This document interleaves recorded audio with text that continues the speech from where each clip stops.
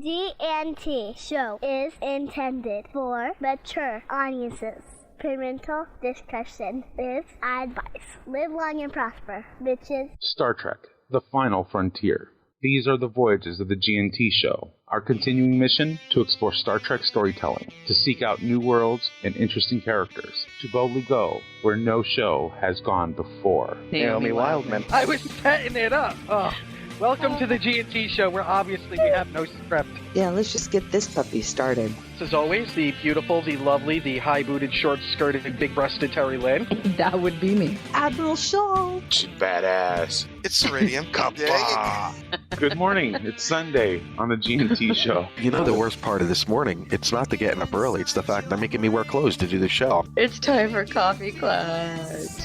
Strap on your helmets, boys and girls. It's gonna get rough. Oh, it's going to be one of those mornings. Let me put on my seatbelt, my helmet with the little blinky light on top. For safety. When we decided we were going to do the GNT show, Man. one of the things we said was no standards. GNT show does not go on the air because we're ready. It goes on the air because it's 9 o'clock on Sunday morning. Mike could have snapped by then and killed us both. Pain sticks for Mike, evidently. We have our production meetings on the air. Well, it's the best way to get you to adhere to things. Yeah, you've now set an expectation. That's the thing about the GNT show, is we set no expectations. I need more coffee. Wow, I'm trying to figure out whether or not I want to do general news or Star Trek news, and I figured this is out, Terry fuck it. having a series of small It's news. strokes, actually. Boy, it doesn't take long for this show to deteriorate, does it? Straight the fuck downhill. I don't always podcast, but when I do, I GNT. Good morning, everyone. Welcome to the GNT Show, episode 195. I'm Terry Lynn. Joe Lontrue, you sons of bitches. This is Gettysburg 7. How y'all doing? There she is, if you look at your screen, to my left, your right, wearing her Ewok outfit today. It's Terry Lynn. There you go. That's your Ewok impression? I'm not a very Ewok-y person. Okay. I figured it was a little tiny Chewbacca, right? What? No.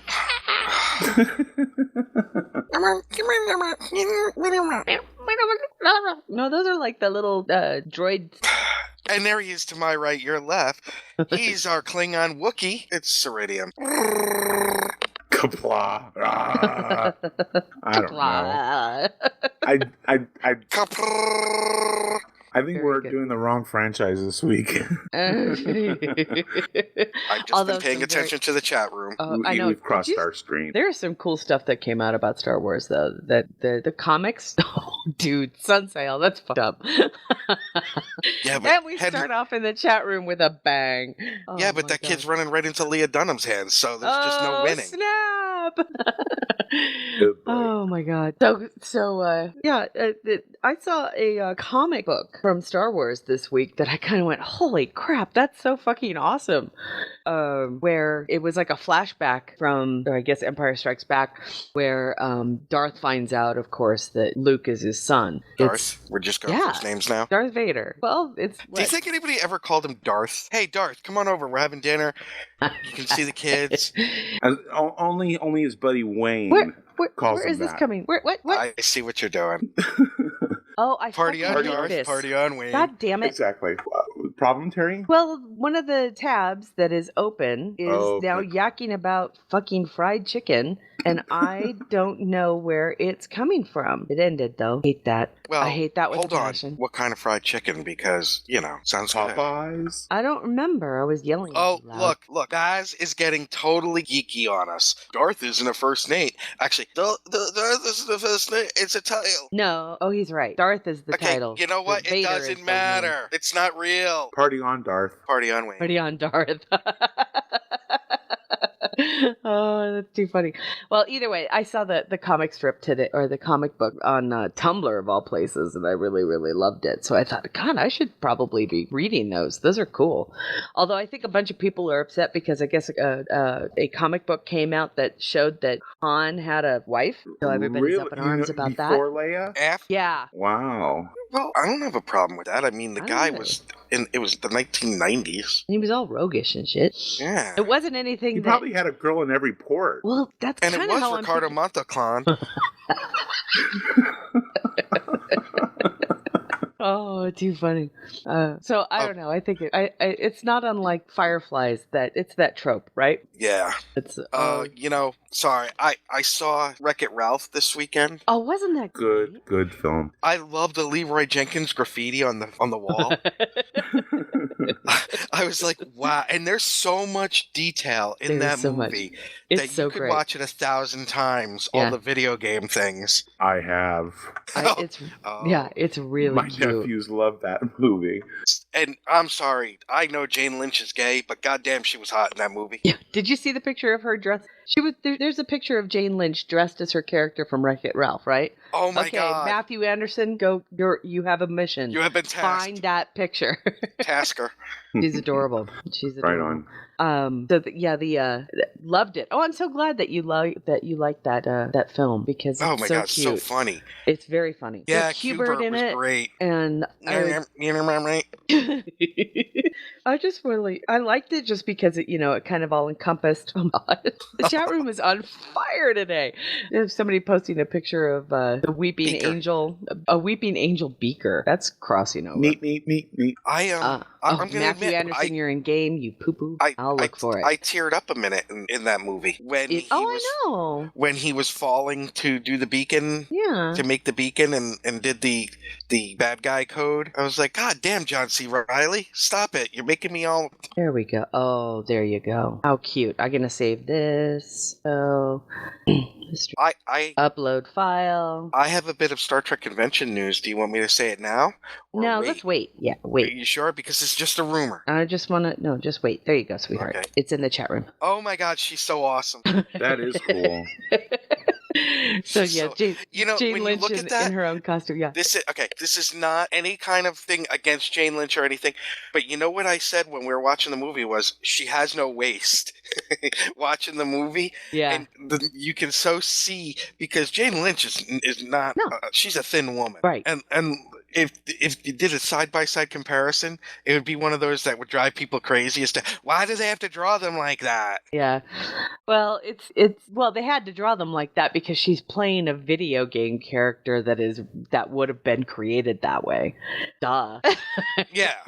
Especially in the early 2000s, that kind of Halo-ish type of thing.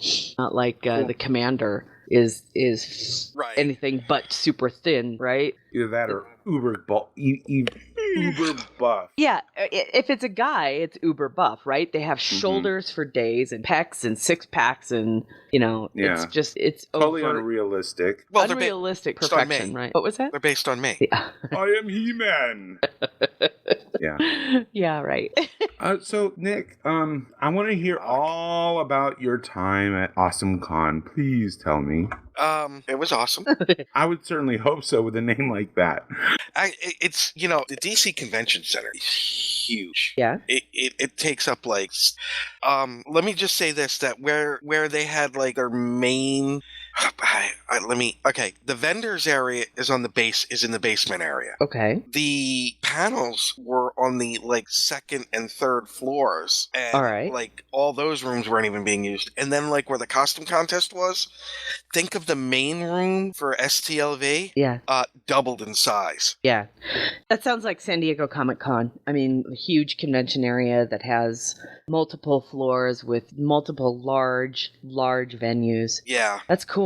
And now hotels in the area are not a problem because it's DC, right? As far as I know, because there's several new hotels that I saw. Interestingly, it's in the area of DC where I used to work, and I haven't been there in forever in Northwest DC. Oh. And driving in, it was like, oh my God, look at that! When did that go up? Oh wow, they blocked off that street. You know what I mean? It was one of those. Cool. Yeah, and it's nice to see that area reviving. The area, if you know DC at all, is by Catholic University, Northwest by North Capitol Street, and the Soldiers and Airmen's Home, and it's right off of New York Avenue. But the biggest problem by far is parking. Yeah, they don't have enough spaces. Oh, there's not even a garage for the convention center. Are you kidding me? No. Oh, that's stupid. Yeah. That's really dumb. And at first I was going to park in one of those, the outdoor ones, where Yeah. Where, the guy backs you in and then your car's out there. But we wound up parking about 2 blocks away in a parking garage for the 24-hour Safeway. Oh, wow. Which then led to a conversation. If I lived in the apartments above the 24-hour Safeway and the Chipotle You'd never leave. 2 doors down. Yeah. Yeah, exactly. I would never leave. But this is only its 3rd year. There's still some growing pains they're going through in like the logistics of it. Like after you get your stuff, they only had one line with one person to get like the swag bag. Okay. Yeah, they needed more than that. Wow. So, Yikes. like, finally, one woman was just walking down, one of the volunteers with the program saying, if you just want a program, here you go. And, like, the line emptied out pretty quick. So people were in line for the program, which I thought, I think STLV does that right. When you get your ticket, your badge or whatever, they give it to you then. Right. That's how it interesting. should be. Yeah, that's how it should be. That's weird. Yeah, that is very weird. So, but I think what what mostly we're interested in is who did you get to meet? Well, we walked in, and trust me when I tell you, the program was open to find out what booth I needed to go to first. And how to get to said booth. Said booth. And then there was a beeline, and there she was. Oh, that's so great. The commander. That's so great. Dinatra. What a sweet. Now, I'm going to let all you bitches out there know. Bitches, I had the recorder out and ready to have her say, I'm Dina Meyer, and I never listened to the G&T show. She doesn't do that for anything. Yeah, which I can wasn't understand. surprised. Yeah, no. I'm not either. It's very difficult. Yes, but okay, I'm going to drop a little rumor on you now. Okay. Shall we just start right off the bat with a Las Vegas update? Are we still talking Vegas, right? We are. Talking about Vegas. Yes. You're coming to Vegas, right? Star Trek Las Vegas may take place every August, but on this show... This is where we hang out the rest of the year. Exactly. The crew has been fatigued now from so many months in space, and they need to take a break. The landing party has been down to check out the terrain while the crew gets ready to play. They say there's only plant life living on this lovely rock, but a rodent appears wearing a vest.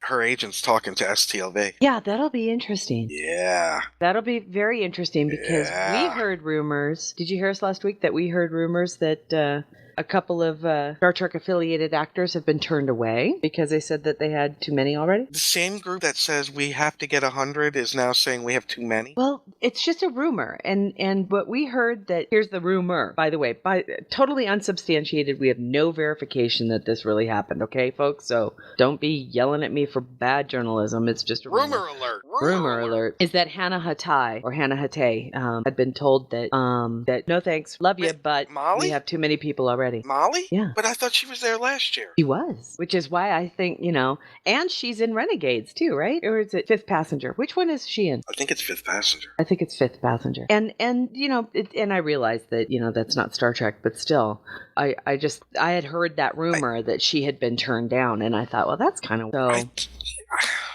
I don't know how to say this without sounding like I'm bagging on somebody, because I'm not. Right. But when you have somebody that was a background character in a TOS episode, like walking down a hallway. I'm with you. Yeah, why not her? Yeah. Mm-hmm. And this is Dina fucking Meyer. Yeah. So I'm hoping that that the rumor is untrue. I'm hoping that others are being added. I'm sure there are others that are in standby mode in case there's cancellations, which always occur. I don't know. Bench. But yeah, so she said that her agent was talking to them. Good. At which point I'd love to see her there. That would be awesome. Oh, at which point I fell to my knees and kissed her ankles. Which I would have done anyway. But. Well, even if it's not for this year, wouldn't it be awesome if it was for the 50th? Oh yeah. Yeah. And I got a signed Dinatra photo. Oh, very cool. Congratulations. Yeah. And I was wearing my Romulan t-shirt. Good. Which she did comment on. And then when she saw my tattoo, because I was wearing shorts, she asked about that. Good. And I said that she inspired it. And then we ran off and got married. Yeah. Liar. And then I went to walking around all day, and then it was really fun to try and figure out where the hell we were half the time in that convention hall. Went to the Starship Troopers panel with her and Casper Van Dien. Oh, okay. How fun. I'm sorry. I mean, the human Ken doll. Yeah. My God, that guy, he's just got too much going on between the hair and the eyes and the chin and the humor and the smarts. What a smart, like a really smart guy. And you talk about someone who interacts well with an audience. Yeah. Yeah, but it's funny. They know each other really well, and they were really good on the panel together because she is the storyteller and the la la la la la. Uh-huh. She would do well on our podcast. Let me just say this: Chasing Squirrels. Uh-huh. He is the sarcastic quips and the throw something in there. Oh, that's cool. So they made a good team. A very good team, and they both do hilarious Paul Verhoeven impressions. Impression. That's cool. But yeah, it was a good weekend. Went Saturday and Sunday. I had the 3-day pass, but I was working on Friday because we had change of command. I mean, again? Really? Holy How crap, dare they? And I met Jay Muse. Oh, I saw the picture. How funny. Yeah, smoking weed. We were talking. We were sad you weren't with us with the 5-year mission interview because they went off on a Kevin Smith film rant. It was really funny. I shouldn't say rant as much as I should just say they were quoting. They were riffing on it. Yeah, it was pretty funny. We definitely need to open up a geek speakeasy. That would be totally fun. Geek speakeasy? Yes, I like that. There would be a different password every day from some geek franchise. I have a question because this was a conversation I had with somebody. Last night when we got back from Atlantic City, I was talking with someone and she threw out a Seinfeld reference, which was pretty deep, and I responded in kind, in code, as we do. Would that be a geeky thing, Seinfeldians? Yes. Sure. Absolutely. Just a different genre, right? It's just a different show. It's a different kind of fandom, but yeah. I don't know if it's a different kind because, man, there are people that are into the minutia of that show, just like we dig into, like, and then did you notice that Boot was, kind of scuffed in episode 12? Yeah, it's just Wish is just a different show. Same kind of passionate fans. Different show. It's all geekdom. It's all nerddom. I would love to hear the Seinfeld crew sitting in the diner talking about Star Trek geeks versus Star Wars geeks, because that's where like George Costanza would shine. Darth Maul. I mean, what is that? Mike, what did you end up doing this week? A little bit of everything. I wrote a little bit. I got about a page done, but writing is on paper. I played some games. I had my heart broken. Yeah. Sorry, honey. Sorry. Yeah, I have to find a new home for my dog Charlie, but. Yeah, so it's been a week full of ups, downs, and sideways. He's a good Targ. A very good Targ. But, yeah, so just a little bit of everything, I guess. Cool. Yeah, I can't say that I did very much other than work. We did have that interview this week with 5-year mission. It's out now, so if you haven't checked it out, please do. It was a lot of fun. It was hilarious. Very fun. That was this week? That was Monday. Was it really? Uh-huh. 2 weeks ago. Whatever. It's so confused. It's been that long of a week for you, too? Oh, I'll tell you. Seriously, I thought it was 2 weeks ago. Was that really Monday? Yeah. That was Monday. You're sure? Oh, my God. Too funny. That interview was great, you guys. Check it out because it was really fun. And Mike and Fark are hilarious. And I'm going to get a sneeze in Las Vegas. So. By the way, if I had been there, I would have I was the 100th person to donate. I was number 100. No, you weren't. Right on. Oh, number 100? Yeah. Right on. Yeah, so their Spock's Brain album is still ongoing. So they're in their final days. I think just a few more days. And don't say it like that, Mike. You make it sound like they're dying. No. Oh, well. They're in their final days. Let's all gather of this Kickstarter, and apparently there's a possibility that there may be another stretch goal. So I think they're going to be making an announcement on that probably early next week. So probably tomorrow. So who knows what they have planned, but They're very close to 7,000, and which is their final stretch goal. And anything over that either is bonus for them or is going to go towards some new stretch goal that they haven't announced yet. So kind of excited to see what that is. No kidding. Well, why don't we just jump into, because there is a shit ton. Yes. You mean that in the Dayton Ward definition of Kickstarters that have come out this week. Yes, sir. What? Real quick.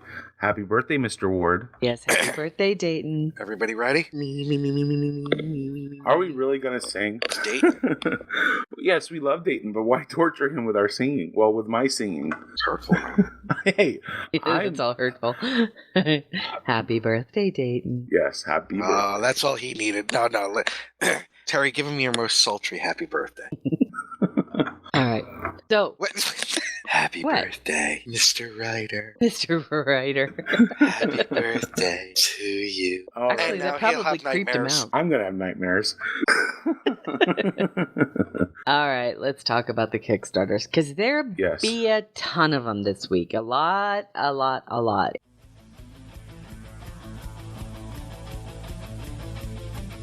Star Trek News. On the heels of, we might as well just talk about all of this now too, is on the heels of all of the crap that went on with Star Trek Continues this week, it is nice to see that Star Trek New Voyages / Phase 2 is still going out there and still going strong. Their Kickstarter is pretty much going pretty damn well. They have a $20,000 goal, of which they have already received $14,643, and 21 days to go. So their stretch goals are for up to $200,000 for 3 episodes. Correct. So there's a plenty of room and for them to move forward. And lots of great stretch goals. As you know, these guys pretty much were the ones who started it all. And I think because of them, the quality of unofficial productions has skyrocketed, and we love them very much. So please continue to support. We don't play favorites here. We never will. And we like New Voyages very much. We adore them, as a matter of fact. So please go ahead, support them. The Kickstarter link will be in our show notes, as well as it's in the chat room right now. But as I was saying, it was on the heels of the brouhaha that occurred with Star Trek Continues. Mm-hmm. Many of you know that I believe it was episode 4, the White Iris. Yes, the White Iris was posted on all of their usual. It was premiered last week. It premiered at Phoenix Comic Con, I believe. And I just want to say this. Yes. How fucking good did Kipley look? No, we have kind of. Well, okay. I haven't seen it yet. It's Kipley. It's Kipley, but I haven't seen it yet. So. Oh, you haven't? No. How am I ahead of you on something? Stop it. I don't know. I was just busy, dude. Well, I didn't know. I got to tell you, I didn't know it had been released until Mike put in the chat room in our show notes. What is it called? Production. I guess it's our little message board. God, I'm having a seizure. No, the GT show staff meeting. That's it. Chat, about the YouTube thing. Right. And I was like, wait a minute, what? This is out? Because usually my timeline explodes with people saying, the new Star Trek Continues is out, and that was the first I had heard about it. Yeah. Well, I had shared that it was out and when it first came out, but you must have missed it.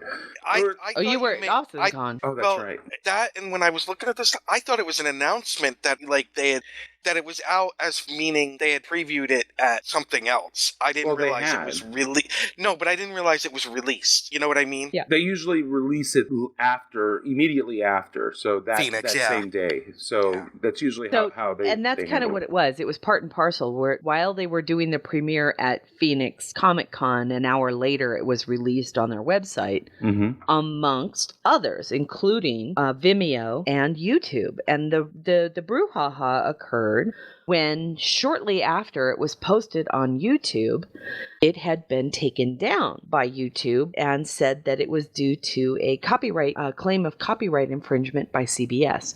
Well, as you can imagine, everybody panicked, and with good reason. I mean, there's a lot of people out there who are very sensitive to making sure that CBS isn't offended by anything that they do on the unofficial level, because nobody wants to be sued by CBS. Nobody wants to have their stuff taken down by CBS. Nobody wants to piss off the 800-pound gorilla, right? And so a bunch of us, including myself, kind of went, oh my God, I wonder what it was. I wonder what it was in the video that caused CBS to kind of go, Well, there was a lot of assumptions made by a lot of people. And I'm trying not to name names here, okay? Yes. I know you are. I can feel you're holding yourself back. There were a lot of assumptions made by a lot of people with kind of good intentions, and yet you had to wonder whether or not those intentions were really as overt as, I don't know, it was just kind of stupid.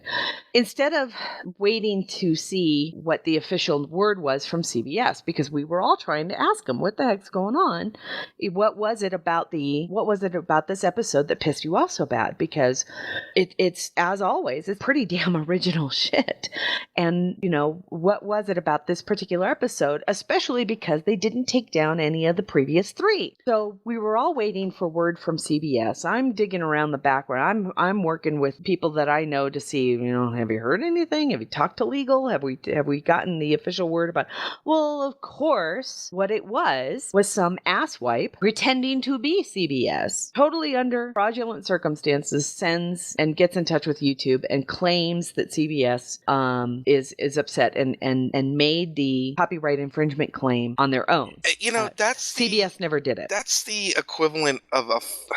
That's a fake rape felony equivalent. as far as I'm concerned. That's a fake rape equivalent too, using the copyright claim. It's very disappointing. There is no doubt. Yeah, and something I don't understand, and probably won't, because certain parties really dislike the Star Trek Continues crew. Oh yeah, particularly the captain. And some of those parties are very, very vocal about how much they don't like them. And I don't understand why. Is it because they're upset at the success of Continues? Well, the problem is that we don't know where that anger came from, where that hatred came from, and where that unprofessional situation came from. We don't know what that previous relationship was that made them fall apart. And to be honest with you, I'm only seeing it from one side. That hatred and bitterness is only spoken of by one side. Yes. The other party never says anything, so you don't know what it was that pissed off this other party so bad. And frankly, I kind of don't want to know. No. As far as I'm concerned, it's not our problem.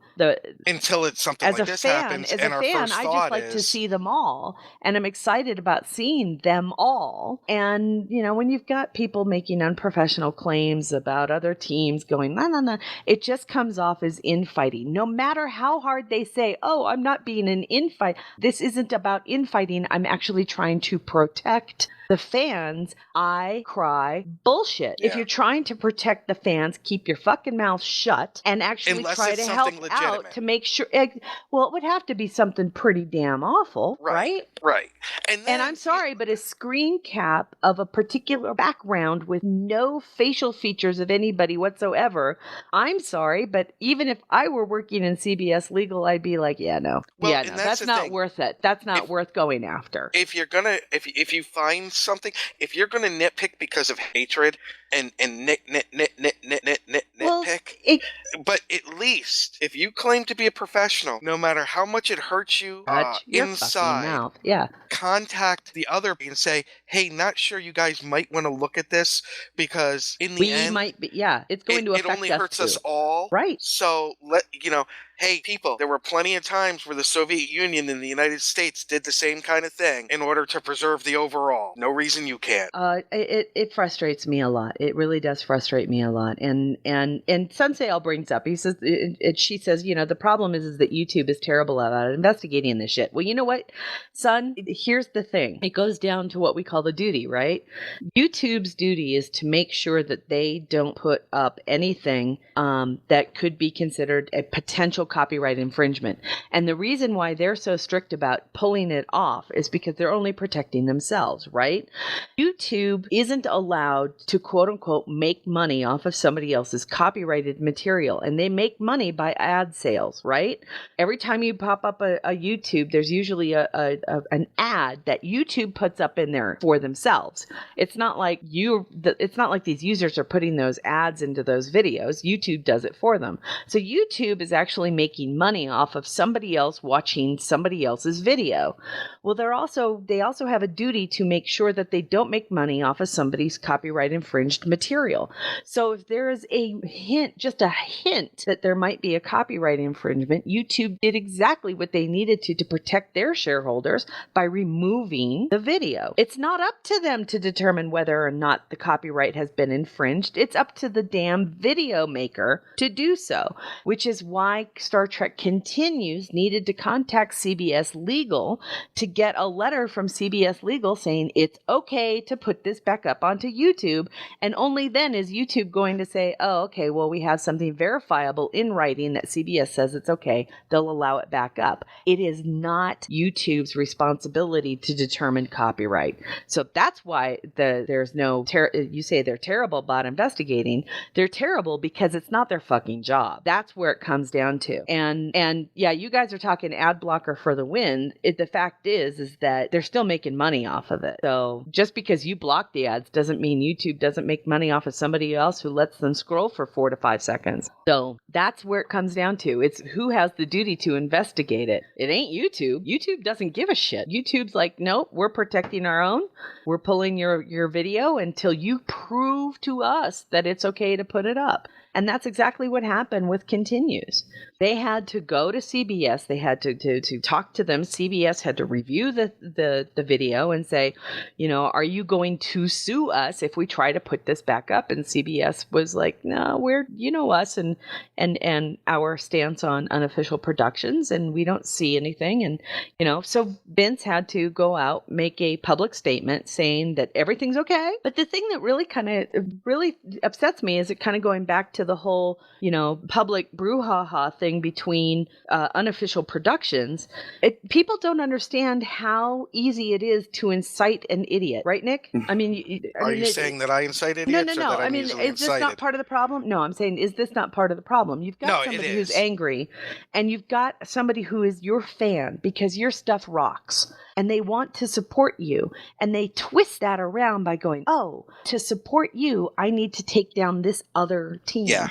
And so I realize that you, the global you, people who make unofficial productions, have your own fandoms. And but I'll tell you right now, if it was a podcast thing and I found out one of my fans or one of the G&T fans went out and did something to another podcast, I would rake them over the coals because I'm sorry. I would never support that. Exactly. Never. Our podcast stands for itself. And I like to support we're going to talk about another one here, another podcast that's out there now that I'm hoping people will support because I'm loving the fact that we're all talking about Star Trek and stuff.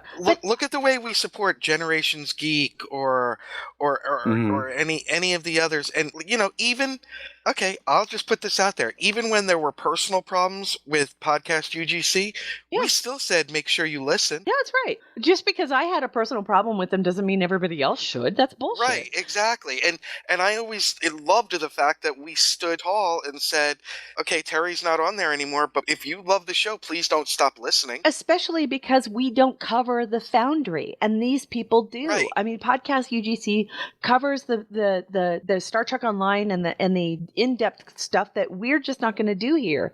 And absolutely, if you want to know what's going on with the Foundry, Hav is your guy.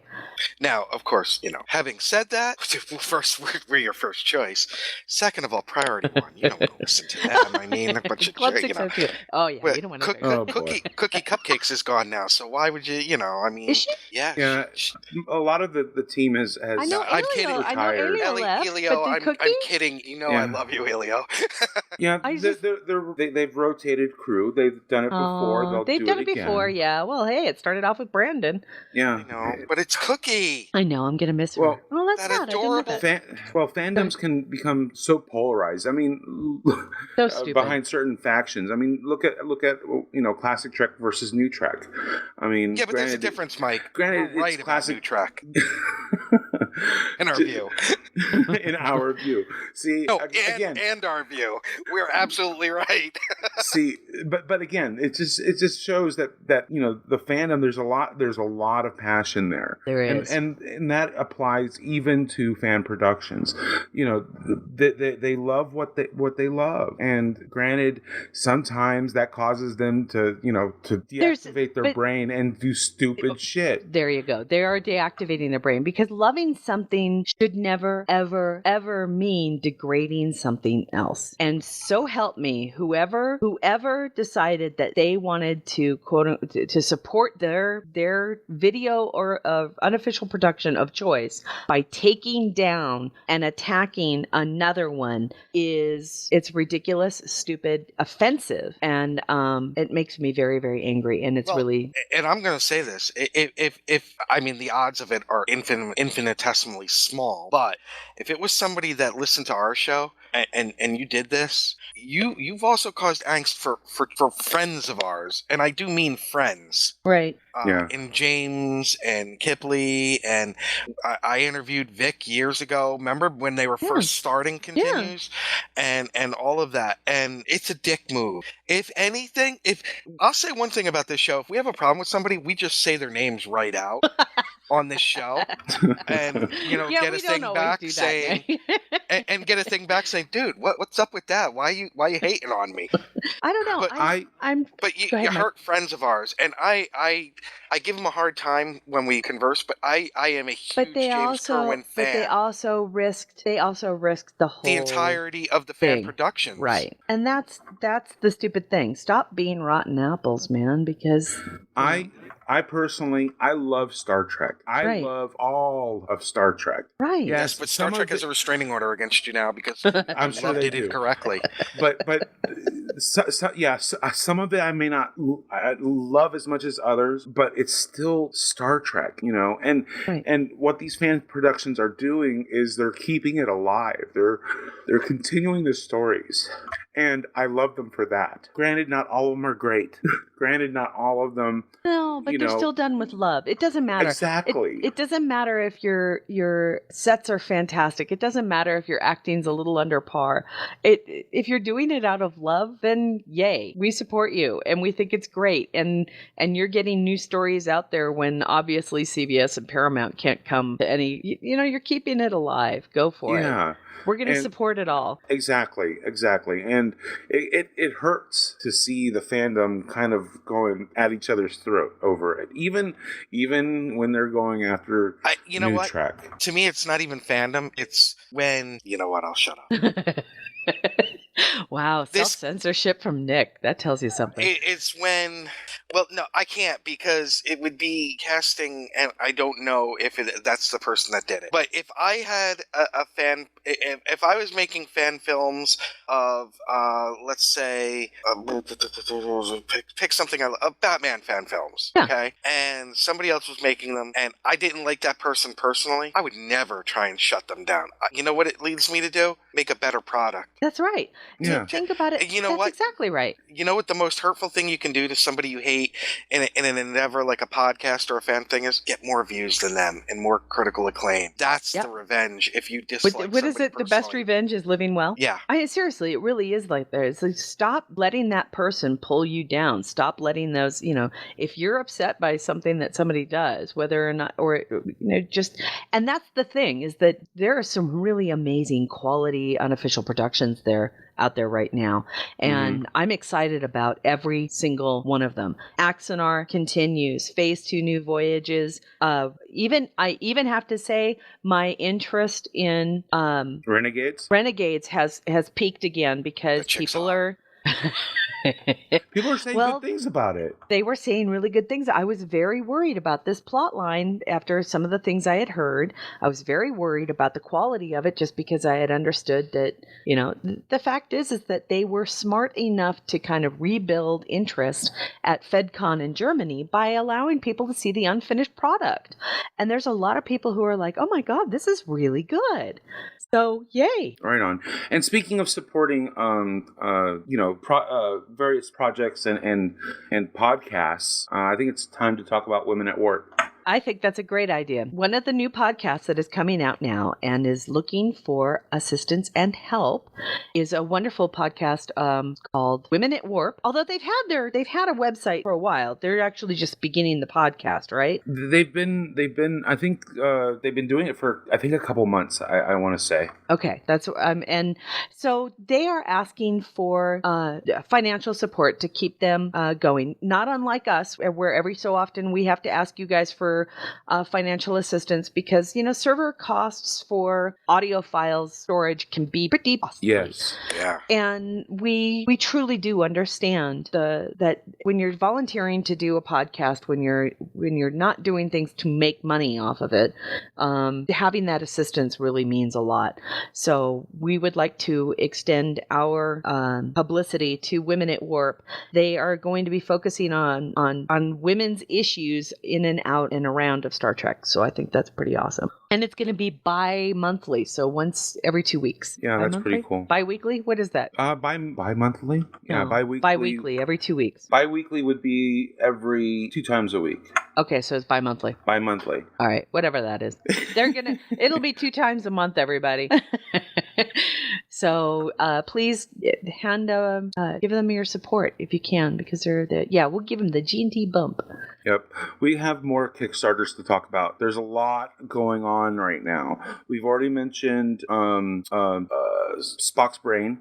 Captain Pike, they did not make their initial goal. So what they have decided to do is they're going to be launching, I think tomorrow, Monday, they're going to be launching an Indiegogo to try to get the project going. They've learned some lessons. They're taking advice from people who have had successful Kickstarters, so they're going to relaunch and hopefully they'll get their goal, because it seems like an interesting premise. I love the idea. I like the cast. They've got some great actors in it, so I'm kind of hopeful that this time they pull it out. We talked about the new voyages, so let's see. I posted that and I put the link in the chat room for New Voyages Phase 2. They have a big new goal. I should say big. There was the 20,000 goal, but you already told us that they're looking for extended up to 200,000 for multiple episodes. Which the 20,000 just covers the new equipment costs and the finish to finish building the sets that they're working on in order to complete the next episode. It doesn't actually cover the episode. That's what their second stretch, their first stretch goal will do. Will cover actually that. They're going to go forward with the episode, even if they, after the 20,000, if that's all that they raise, because they'll just pay for it out of pocket. But if they can get support from the community to take care of that, it just makes it easier for everyone involved.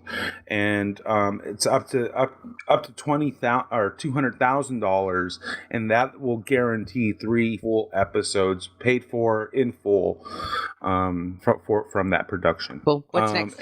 And I wanted to point out, and I didn't mention it earlier, a lot of what New Voyages does, they are not afraid of special effects. Their episodes tend to be a lot heavier in terms of special effects than, say, Star Trek Continues. So there is more cost involved just to get one of their episodes out.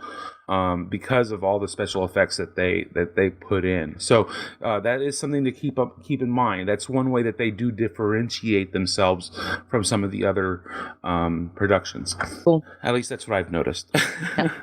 Well, one of the big Kickstarters that has come out that you just put the link in the chat room for has also been kind of a topic that has come out regarding the new convention, the Star Trek convention this year, is that Adam Nimoy will be making an appearance and also discuss his efforts to make a documentary about his father, Leonard Nimoy. And the Kickstarter project is up on our website now, or up on our chat room now. It's for the love of Spock. And I have to say I was a little kind of taken aback that he decided to go Kickstarter as opposed to like Indiegogo or something like that. But the good news is that things seem to be going pretty well. They already have $179,000 of a $600,000 goal. Documentaries are not cheap to make, everyone. There's a lot of research, a lot of film, a lot of interviews, travel, everything that goes with it to get these things done. And Adam is a fine director, very experienced director, and wonderful filmmaker. So it's not like it's going to be a schlocky enterprise by the stretch of the imagination. But they have 24 days to go, which is great. So I'm looking forward to hearing him speak at the convention. It's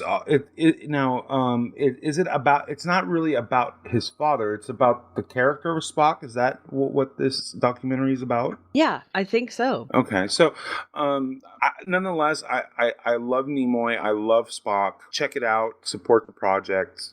Whether that means throwing money at them or just helping spread the word. So right. But support the project. I think it's worthy. Cool. I'm gonna pass on that one. The other Kickstarter. Yeah. Okay. Drop that one. Okay. So, Star Trek news. News. Star Trek. All right. Terry, did you see who just joined us in the chat room? Yes, I did. We have a Triple Crown winner with us. Congratulations, Mr. Farrow. Who's it? I have to look. American Farrow. Well, aren't you tired? Let me just say this to you. I don't even know what you told him, but I have a feeling that was very offensive. No, not at all. I was congratulating him. All right. This week on Simon Pegg Says, right? Simon Pegg Says. Star Trek movie news.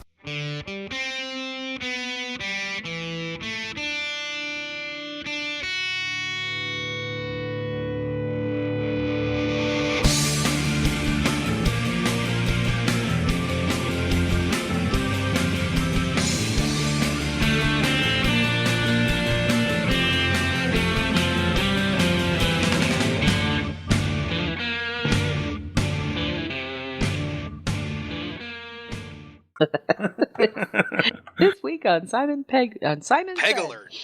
It's this week on Simon Said, right?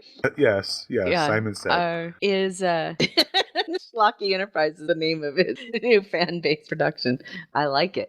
Schwartz be with you. Okay. Simon Pegg announces this week that they had to shave 45 pages off the first draft of the script. And they're still going to end up with a 2-hour and 15-minute movie. So if that tells you anything, a page is considered a page of script. It equals about 1 minute of film. Mm-hmm. Give or take, but yeah. Give or take. A little bit more, a little bit less, depending on the action versus dialogue. But holy crap, God. They had to shave 45 minutes off. Stop. No, American Pharaoh said, I just flew in from the coast and man, are my hooves tired. Oh.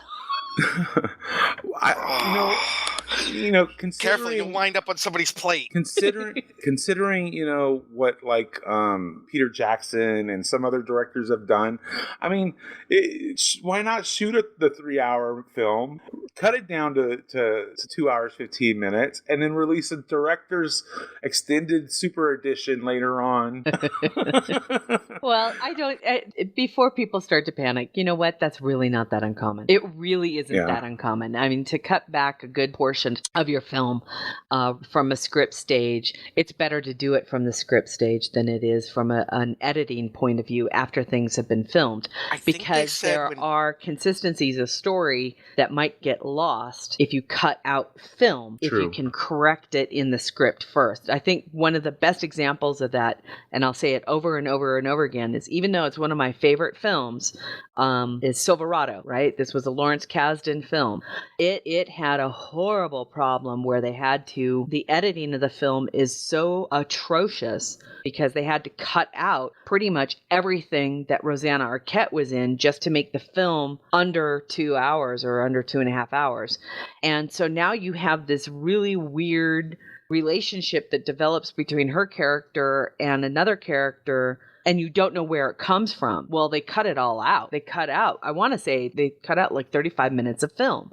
Well, it ends up being just this really weird, popped up film because you're missing a third of the story. And I don't want that to happen. So I'm glad they're cutting the pages off first because you can always tweak it in dialogue later. Same thing happened with Aliens. James Cameron, if you see the director's cut, there's so many little holes that are filled in that you go, oh, now that makes sense. Like why Ripley got so attached to Newt so fast. A flashback scene where she was thinking about her daughter who died while she was in cryosleep. Yeah. Well, Ripley was in cryosleep, so the daughter she never got to know. So weird. But I do want to say this. Yeah. Do we really want like a 3-hour version of Into Darkness? I don't think it's going to be that way. I really don't. I don't think so because let's move into what Mr. Lin says. Yeah. Mr. Lin. All right. This week, he was great when he was with the Knicks, but he hasn't really done anything since he's gone to Houston. Oh, we're not talking about Jeremy Lin? No. I'm sorry. I get my Lins confused. All right. Is it Loretta Lin? Are we talking about Loretta Lin? No, we're talking about Justin Lin. Oh, Justin Lin. Justin Lin. And his brother Justin Time? Oh, but I'll go sit back down. Or Case. Just in case.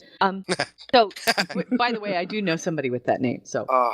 I swear. Yeah, I know. Okay, so oddly enough, Mr. Lin was getting his hands and feet imprinted into cement in front of the Grauman's Chinese Theater in Hollywood. And while he was doing so, he was interviewed regarding the next film of Star Trek. This made huge news in the rounds because he said some very interesting things. It made me happy. It made everybody happy, Nick. Did you hear about this? I did not. Okay, here's the quotes. They haven't really gone on their 5-year mission, so that's what we experienced in the TV show. It hasn't been touched on yet. That sets up an opportunity for exploration, and the deeper you go, the more you are examining humanity. Those are the things I absorbed as a kid, and I hope to tap into and embrace and celebrate. By the time this movie comes out, Star Trek will have been around for 50 years. Lin wouldn't say much about the script written by cast member Simon Pegg and Doug Jung, but he did say a couple of things. First, Pegg isn't in every scene as one might imagine when the script is by a member of the ensemble cast, and the plot isn't borrowed from old Trek episodes the way the last film was. Quote, it's all new and fresh, Lin said. Quote, the Klingons, Romulans, and other species are great, but it's time to go further. It has been fun to focus on creating a whole new worlds and species. Woohoo! I'll believe it when I see it. Because, you know what? No, the villain's not Khan. Well, I don't see him doing the same thing. I understand. I'm just saying, we've been burned before. I know. And it's okay for you to be skeptical. No, I'm jaded. I'm yes, I'm jaded. But yeah, true. But I don't know. I'm a Romulan, Mike. I'm jaded. This would be a very cruel joke, and I think it would do more damage, more permanent damage to Paramount's than what, the Khan thing. Yeah. Do you really? I think so, because Khan was one character. This is just saying it's about exploration. No, it's saying that this next story, really, the quote is, the Klingons, Romulans, and other species are great. Doesn't mean we're not going to see them, but it's time to go further. It has been fun to focus on creating whole new worlds and species, which to me means maybe we're going to get something different. Which is what I think the only way I'll agree that that's where they're headed is if Simon Pegg sends me a copy of the script and I read it and I see what they're talking about. So, Mr. Pegg, it's on you now. It really is. I don't disagree, but I have to say I'm Gettysburg 7. But something else that made me very happy about this, if I may, is everyone knows the brouhaha that J.J. Abrams started when he admitted that he was not a Trek fan, that he was a Star Wars fan. And there was a quote in here. Let's see. I was in the last week of shooting True Detective when J.J. Abrams called last December, Lin said. He asked me, do you like Star Trek? If you do, you should take this. Be bold and just go for it. And he goes on to say, I thought about how much a part of my life Star Trek was. Growing up, my parents had this little fish and chips restaurant in Anaheim, in the shadows of Disneyland, and they didn't close until 9 p.m. As a family, we didn't eat dinner until 10, and we would watch the original Star Trek every night at 11. Yep, because that's when it was on Channel 13. That's awful late to eat. Well, His dad worked 365 days a year, only took Thanksgiving off, and from 8 to 18, the only time he could hang out with his parents was by staying late. And every night, it was Star Trek on Channel 13. That was his childhood. so I love it. I think it's great. I'm excited to hear that this is a guy who understands. You know what? Kudos to JJ for recognizing somebody that would be good for it, too. I agree. Yes. For as excited as we are that Star Wars fans are getting JJ, who's the ultimate Star Wars fan, really? I mean, there's how many times have I had to admit I'm just really, really jealous that Star Wars fans are getting the treatment that they really deserve. That this is somebody who understands their genre, somebody who loves their genre, and somebody who knows how to work with that genre. I think we deserve the same, and I'm hoping that Justin Lin is that guy, and I'm hoping that Simon Pegg knows what to give him to get it done. It could be exactly what we're hoping for. Yeah, there's one more bit that says all my friends were Star Wars kids, but I didn't go to the movies, so I was the Star Trek kid. Yeah. Speaking of Star Wars, that is a great reversal from where we began with the new film franchise. I agree. So I'm very, very optimistic. Speaking of Star Wars, yes. Saturday night we left AwesomeCon and went up to Baltimore to the Baltimore Symphony Orchestra. Oh, how was the John Williams concert? It was a tribute to John Williams. Oh, a tribute to John Williams. It was a tribute to John Williams. It was phenomenal. Oh, cool. Oh my God, it was so moving. And one of the really cool things, the conductor is friends with John Williams, and he was talking about different conversations he's had with him and everything. Do you remember a movie from the early 80s called Monsignor, starring Christopher Reeve? No. Yeah, not many people do. But they played a selection from it called Gloria, which was absolutely stunningly beautiful. Oh, wow. John Williams has never published the music for it, but the conductor loves it so much, he asked, and John Williams sent him the music so that they could use it for that that's cool. tribute. Yeah. That's really cool. Yeah. Oh, I haven't heard it. I'd love to hear that. That'd be neat. It is beautiful. Well, I think that's really awesome. Christopher 13 brings up a good point. He says just because he's a fan doesn't mean we'd necessarily get a good Star Wars from him.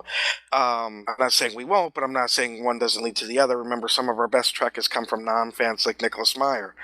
I think what you need is just somebody who can look at an IP and see its potential, see what makes it work, which is what Nicholas Meyer did with Star Trek. Well, Nicholas Meyer, okay, here's the thing, right? He's what a is the one thing we've always complained about is when Star Trek isn't, what makes Star Trek is Kirk, Spock, McCoy. It's the characters, right? It's how do they deal with whatever predicament they have been put into.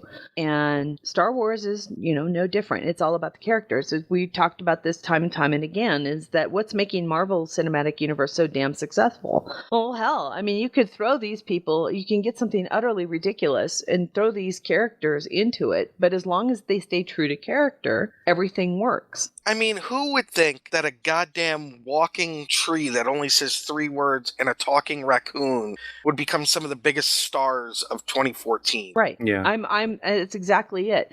So if Justin Lin understands the core of those characters and what made us love them and keep that show alive for 50 fucking years, we're going to have a shot at having a great Trek film. And he has Peg to help him. Right. And I really do believe that JJ understands that about Han, Luke, Leia, and even Darth. Yeah. Would you argue? I would argue that the heart of Star Wars are the droids, C-3PO and R2-D2. Well, they're the comic relief. Well, they've been there since the very beginning. It's actually their story. Is that what you're suggesting? not a. It kind of is, though. Yeah. I mean, they're the ones that kind of have witnessed it all. And if at the end we find out that, C-3PO's on his deathbed or whatever and is like... And he wakes up in a bed with Suzanne Plachette and it was all a dream. Sorry, wrong thing. Well, since we're talking about we mentioned Nicholas Meyer, perhaps it's time to talk about Star Trek 6. It's always time to talk about Star Trek 6. Okay. I came across an article that has the 10 things you may not know about Star Trek 6, The Undiscovered Country. Cool. Let's see. I thought it was interesting that The Undiscovered Country, number 10, had actually been settled by the Vikings back in the, What? Oh, you stretched on that one, huh? I really did. You really did? but it was good. Oh. Oh, and what's going on, Anthony? Anthony says George Lucas stated that Star Wars is about Darth Vader. You know what? Look, I'm just going to say this. After all the meddling and retuning and everything George Lucas has done, okay, George Lucas, I'm just going to say this. Thanksgiving special. Okay, I'm done. Okay, so why are there furries? Oh, they're Jedi furries. And before that, there were bronies. So yeah, the chat room is we love the chat room. Keeping things odd as they always do. All right. So some of they talk in this article. They talk about some of the things that they considered the things that led or that Star Trek VI evolved into. For instance, Episode 5 they considered a critical and commercial failure, so they weren't even sure they were going to make a 6, for one thing. But some of the ideas that they were playing around with, and Harv Bennett even started writing a script for it, was they were kind of going to reboot the franchise with younger people and have them be as cadets, kids, and kind of sort of start the franchise over again in the films. Another thing was Walter Koenig, Chekhov. He was working on a version as well called In Flanders Field, which was supposed to kind of be the last hurrah, and in it the Romulans would have joined the Federation apparently. Right. So I thought that was kind of an interesting. And then they would have turned around and gone to war with the Klingons. Yeah. Like immediately. I went like, what? All right. So I'm glad that didn't go that direction. Yeah. Well, they said no. It's okay, Nick. Oh. They were also planning a let's see. That one hurt. That one really kind of hurt. Number 3, Frank Mancuso had asked Leonard Nimoy to kind of present ideas for a swan song for the original cast, and one of the ideas that Nimoy, Mark Rosenthal, and Lawrence Connor had prepared a time travel story that would have seen Kirk meeting Jean-Luc Picard. So this is obviously before Next Generation. Right? But they what they ended up deciding was they didn't want to do that to the Enterprise crew quite yet, the Next Generation crew quite yet. Let's see. I'm trying to skim. This is with the. Let's see. It looks like here's a one on Nicholas Meyer. He didn't want to do this film. In fact, when they asked him to, he didn't have any ideas whatsoever. And it was Nimoy that had kind of played around with an idea and mentioned it. And it says, "What if the walls come down in outer space? The Klingons have always been standing for Russians," and that is the idea that got Nicholas Meyer interested and involved in 6, and because as soon as Nimoy had said that, he said, "Oh, wait a minute, okay, we can start with an intergalactic Chernobyl, big explosion. We got no more Klingon Empire," and the whole story just came out from that. So that's that because was Nicholas Meyer is a creative guy. He gets it. He knows where. See, that's the one thing is that people talk about, you don't want it to be. We want it to be more Star Trekky. Well, Star Trekky and Star Trek has always been about the mirror reflection of what's going on in the universe or in the world right now. At the time, even in the 60s, it was, you're dealing with interracial issues. You're dealing with political issues. Even Star Trek VI, which has quickly become one of my favorite Star Trek films ever, dealt with the political issues of large governments and how your idea of an enemy changes depending on the weather, really. And for more about how current events influenced Star Trek the original series, please see Mark Cushman's These Are the Voyages, volumes 1, 2, and 3. Absolutely. Mark Cushman, we love you. Read Mark Cushman's books. Seriously, Mark Cushman, we do love you. You are an amazing guy. We're so proud to know you. Sorry, Chloe is preparing to defend her food. Uh-oh. Can you hear it? I heard the Jedi lightsaber. Oh my God, could you imagine Chloe and Casey in a lightsaber fight? That would be the goofiest lightsaber fight ever. Oh, it's so... There it is. Awesome. I miss them. That's the same sound Alan makes when I go to hug Terry. And if you're listening Alan at home does not and playing make that noise. and if He you're says- listening at home and playing along with the GNT drinking game, drink. Yes, drink. Squirrel. Oh, Mike Nick scared said shit that out you of make me. that I noise thought I when was he gone hugs me. for a week, and that Mike was trying to turn me into a raging alcoholic. The way he sent the thing to me, it sounded like I had to drink every time there was a squirrel. I was like, what the fuck? Why am I the only one drinking? No, I obviously misworded the tweet, but yeah, I was informing Nick that we have a drinking game now. So the drinking game is every time that we squirrel, you drink. So That's right. Well, number 6 I thought was interesting, not surprising, but interesting. The number 6 said in George Takei's autobiography, he revealed that the original script called for Captain Sulu and the Excelsior crew to discover the Klingon bird of prey's weakness and use their gaseous anomaly equipment to find it.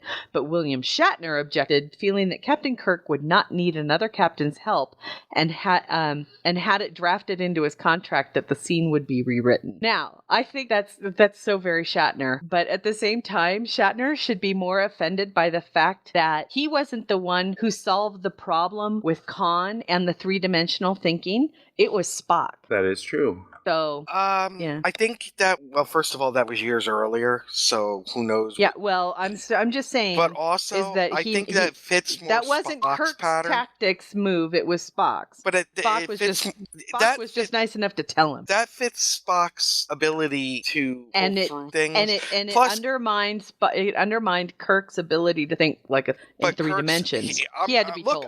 I'm going to defend Shatner on this one and why he wouldn't with that. He just saw his son for the first time. You've got his ship has been savaged. He's dealing with the age thing. All of these things are happening. He's got that moment. He's off his game. Yeah. Well, it is one idiosyncrasy in Undiscovered Country that I think it's funny because the film starts off at the Excelsior, and they're the ones that are doing gaseous anomaly investigation. Later, it's when Uhura says, well, what about all that stuff we have for gaseous anomaly? And you're like, well, where did that come from? Because there was nothing in the film that tells you that the Enterprise was doing the same thing. Scotty likes a big meal. It's just an idiosyncrasy that I called, and I'm interested now. I'm like, oh, well, that doesn't surprise me. Would you ask Shatner about it if you had the chance? Hey, Would you just let that sleeping dog lie? It depends on how drunk and pissed I am. Yeah. It depends on if I'm in the I'll forgive him because he was a dick to me mode, or if I'm in the no, he deserves to rot in hell because he was a dick to me mode. It just depends on my state of mind at the time. I want you all to hear Terry is on the dark side. Everybody thinks it's me. Listen to the hate flowing through her. I have, you know how they say about first impressions? They're really hard to shake, aren't they? I'll tell you. They are really, so really is my hard to shake. anaconda, but people try. Oh, thank you. Is that too much? Too much? Bad. Well, either way, Take that out, Mike. No. I was trying to bring us back to the article, but yeah. An interesting note was number 8. I thought was that the film was given a budget of $27 million, which was insane because everyone had contracts that required multi-million dollars, but that was the same amount that the Harve Bennett project, the one with Starfleet Academy and all new cast members, that was what they thought they can do the film for, was $27 million. So the fact that they ended up having to do Star Trek VI, The Undiscovered Country, on that same budget is pretty remarkable. So there's a few other interesting items in this article, so check it out. Definitely check it out because there's some really fun stuff. And read it. It's cool. I thought the interesting thing about the argument over the line was interesting too, but go read that. Yeah. Another, we love the countdown stuff, right? We love the top 10 things. We love the top 10 or the 10 things you didn't know. Here's the 47, which is perfect. From Den of Geek, they have an article called The 47 Things About Star Trek Next Generation Films that you may not know. And I thought it was perfect that they were nerdy enough to know to use 47. I'm proud of them. Right on. We're not going to go through all 47 of those. I just put a link up for number everybody 27? to read. What number? What? 27. Let's look. 16. 27. Alfre Woodard, the self-appointed godmother to a certain Jonathan Scott Frakes, appears in the film as Dr. Cochrane's assistant Lily. In Lily's first scene, she points to the attacking Borg sphere and it's suggested by Dr. Cochrane that she's pointing at the constellation Leo. Wolf 359 is in that constellation and was the site of the battle between the combined forces of Starfleet and the Klingon Defense Force, with the Borg in best of both worlds. Oh, interesting. That's kind of cool. That was number 27. All right. Anything else? Yeah, it was interesting. So check that out, you guys. That was fun. Book news.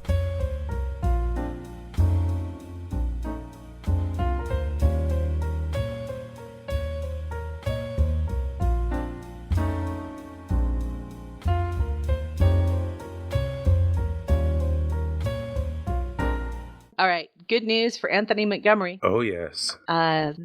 We support Anthony's wonderful comic called Miles Away. Yes, Dawn, don't worry. I still have it. I'm being a bad girl. I told you it was a busy week. She's a bad girl. I'm a bad girl. She's a bad mouse.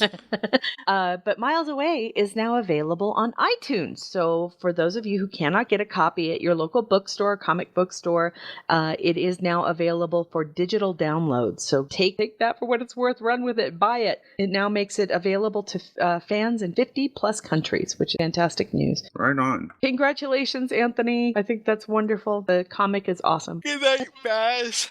Speaking of comics, there is a crossover. We love these Star Trek crossovers. Keep getting is funnier and funnier. Is this gonna make my hair fall out? It might. We'll see. It might. But it is a Star Trek Green Lantern crossover. StarTrek.com So has does posted... Kirk join the Lantern Corps? I'm sorry. I don't think Kirk does. I'm thinking Spock is showing mind melding with them, which has got to be kind of trippy. I saw a fan thing. I don't know if you guys saw it, and I'm too lazy to look it up right now. It was a trailer, in quotes, for a movie that was coming out in like 1986, I believe, and it was Star Trek meets Star Wars. Have you seen that? No. Oh my god, it's hilarious. Oh, that's great. And it's that's all like, great. Two great franchises meet. You know, it was one of those. I think I saw the Kickstarter for that. Or there's another one, but anyways. I know. Christopher 13, they've also crossed over with Planet of the Apes. Planet of the Apes. I thought, once they crossed over, I have to say, Green Lantern crossover kind of seems fun. It does. It kind of seems fun. Well, aren't they all like space aliens anyway? And that Green Lantern's just like the only human version of it? Yeah. Now, somebody did a crossover. How do we know they're not Organians? Oh. Somebody did a crossover of Star Trek with Battlestar Galactica, and it was really good. Oh, that's fun. I don't know. I just thought it was pretty funny, but StarTrek.com did post that, and I felt like it is a new product. We need to talk about it. New Star Trek products are coming in soon. Speaking of new products, do I have any? What do I have? Do I have any left? Of what? I'm sorry, I don't know. Matthew Anderson says, "Do you have any left, Getty?" What, energy? No, I don't know what he's talking about. I don't know. Mike, why don't you tell everybody what those of us at San Diego who don't go to San Diego Comic Con will never get? I had closed the link. Give me a moment to grab it. I got it. I'll put it in. You tell them what it is. So, lucky bastards at San Diego Comic-Con will be able to pick up not one, not two, but a complete set of 5 Captain Bobbleheads, courtesy of Entertainment Earth. They're so cute. They are so cute. But the only way to get them is by attending San Diego Comic-Con. Bastages. Well, but anyways. I'm going to... you know what? What? No, it's a rant. Here's my problem with something like that. Yeah. The difficulty in somebody getting tickets for Comic-Con. Exactly. It's almost, you know what I'm trying to say here, right, Terry? Mm-hmm. Somebody can try every year to go. It could be on their bucket list, but it has become so impossible because it's so overcrowded. Yep. And so that just bugs me. Yeah, it bugs me too. We'd never be able to get our hands on these unless someone decides to either throw it on eBay after the fact. Right. Because let's face it, you can decide Hell, it happened a couple of years ago when I roomed with the room cat and the room dog. That you can decide Wednesday, you know what, Thursday I'm going to go to STLV. Right. You can't do that with Comic-Con. Oh no, you have to plan a year ahead of time to sit in one spot and hit your enter key over and over and over again. Refresh. And pray that you get through. And that's another reason I don't ever want to do San Diego Comic-Con, because it's just, I don't know. There's a whiff to me crazy. now. There's a whiff to me now of elitism with it. Well, there is, because now people can sit down and say, I got in and you didn't. I'm so excited. I got in. And it's like, well, why? Sorry, why did you get in and somebody else didn't? It's stupid. Look at the Bacula bobblehead. I know. He looks hungover. Doesn't he? I love the way Cisco's sitting. Oh, it compared is to the others. They've got the way they nailed their and they really that Janeway one. Yeah. She looks like Mary Tyler Moore. She kind of does. Yeah, but the way that they're seated is, I would say, authentic. I mean, compared to what they were doing, and granted, some of the likenesses are a little bit, but I think these are great. I want to make it clear, I'm not bagging on San Diego Comic-Con itself or the people that work there or anything like that. It's just on Entertainment Earth. It cannot accommodate the amount of people that are there, which is why I won't be surprised. Will you, Terry? No, I mean it's we haven't gone. We went twice in 2 years, and I was only lucky to the second year to be able to access via a press pass because I was working for Airlock Alpha at the time. And even Mike Hinman, who owns Airlock Alpha, he and I were talking about the difficulties of getting and keeping press passes for the event, just because that became crazy unto itself. And to get a hotel room was $450 a night, anywhere near the convention. Holy fuck! Yeah, that's what we were paying. We were paying $450 a night. That's insane. It's insanity. It's insanity. I would be begging Starfleet Mom or. Well, that was it. Mike and even the third year I didn't get to go just because it was so crazy. And Mike ended up bunking with the people at Trek Radio in like an RV, like 12 miles out of town. They had to take the red line in. I mean, it's stupid. It's just stupid. It's very fun for the people who can go and got tickets. There's no doubt about its awesomeness. The problem is that they've outgrown their venue and they need to move. They need to be able to take on more people. And they can't do that in San Diego because San Diego was supposed to expand their convention center, but all of a sudden they pulled the plug on it because, people there are like, we don't want to spend the money. But dudes, either spend the money or move to LA. And circling back to AwesomeCon, there's so much room for them to grow in that facility. Right. They outgrew it. What it needs to do is either it needs to move to LA or even Las Vegas. I'm telling you, it needs to move to Vegas. Vegas has got the space. I think the problem is that it for years it was a true Comic Con, right? And then it became an industry event. And as they all are now. How many Comic Cons do you go to that are just comic book based? They're all popular culture conventions now, and that's really what it is. People don't want to go to I'm sorry, I don't want to go to a strict comic book convention. But I think what happened is San Diego became the E3 of movies and stuff like that. Yes, except for the fact that E3 had to change and stop allowing public in, and only allowed journalists and just insiders. You had to be in the business to go, which always seemed kind of ridiculous to me because who are they selling to at that point? Yeah, they're selling to themselves. Right. It made no sense. It just made no sense. But I remember going to E3 a couple of times because it was a block away from my office, and I would go to E3 all the time, and it was easy. You could go day. But even then in LA, it was big enough you could still go. It was 70,000 people, but you could still walk to it and get tickets of the day of. It was like an auto show, I always wanted to go to Comic-Con, and by Comic-Con, of course, we mean San Diego, even though it's because that's pretty much it's the beast. Yeah. But after hearing the stories of having to wait 6 hours to get to Hall H and all of that I would rather go to Dragon Con, which is just as crowded, but I don't know, because it takes place like in the entire downtown area of Atlanta. Right. You know what I mean? Right.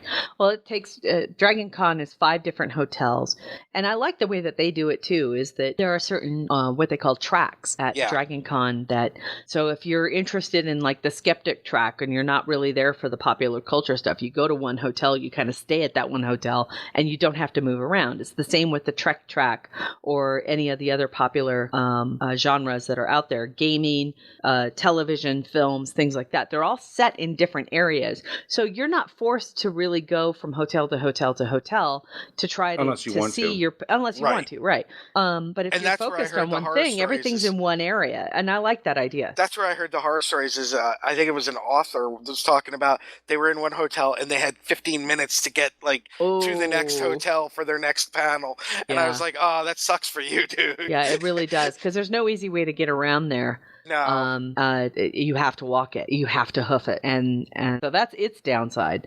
But again, that's if you're somebody that's wants to go to these different things, then you have to figure out the logistics. I mean, it's no different than STLV, where if you want to figure out the logistics of things, because there might be a great example a couple of years ago when you were at the panel for Stowe and the Ronald B. Moore was at the Ronald Moore was at the exact same time. Right. And although I was surprised, I was happy with the turnout we had. Despite you guys had a great turnout. We had a great turnout. I was very happy about that. But even in one building, in one situation like that, you can run into that. But I think it's magnified for something as huge as Dragon Con. Yeah. I'd like to take a moment. If we're done, I'd like to move along to Worf. Drink. To Worf? Yeah. To go Worf. for it. Okay. Because it's not dead yet. Well, yeah. Let's see. Michael Dorn. This was, I think, recorded last month. There's several videos of him talking about the Captain Worf project. He's not giving up on it. So, he's trying. He's still trying to push forward with it. What he's revealed a little bit of information about it, including that Worf may have a tough Starfleet love interest, that he would have no real allegiance to either the Klingon Empire or Starfleet, and that Klingon society would be quite different, with humans and Starfleet officers having been integrated into the daily life of the Klingon homeworld, Kronos. Interesting. So, this is post DS9. It's before Nemesis, and he suggests that CBS and Paramount showed some interest in the idea, but not enough to financially back a pilot. I'm not sure how I feel about that view, that vision. I do. I'm on it. And here's the reason why, because I don't believe it from the Romulans, but I do from the Klingons. Mike knows how I feel about the eventual evolution of the Klingon society. I know, but that's soon? That soon meaning what? Decades? Why not? Well, it's after... It's after DS9 and before Nemesis. Before Nemesis. Yeah, that might be a bit pushing it. That's where I'm going with, Terry. I think but now, this would be an opportunity to still show some tension between the two. They're trying to learn. If it's the start of that integration, I think that would be really cool. Yeah, that'd be really cool. Yeah, they're still have some tension, some people butting heads. Trying to get used to the culture. Literally. I think it would be interesting depending on how far they take it. I mean, if they show it where it's commonplace and everyone is happy and getting along, no. I guess basing it on my own life experiences, and you got to stick with me on this. I think from an anthropological standpoint, it would be very cool because, like, being in Iraq when they were starting to adopt democracy and everything, and how you had so many people there that were so used to the way things had always been. And let's face it, it's a fact, and we've seen this, it still goes on. People that have lived under a dictatorship for decades are not real comfortable with freedom. Well, of course not, because it's their only life that most of those people have ever known. Right. So for the Klingons, I think it would be really interesting to see see this. I mean, they've had freedom, but you know what I mean. This different viewpoint. The viewpoint, Federation viewpoint coming viewpoint into their up to daily this lives. Point, the viewpoint for the Klingons up to this point had been that all other races, well, not up to this point, but until fairly recently, was all other races and species are inferior, right? You know, and that they're not even worth, you know, being even looked at in the eye and considered equals.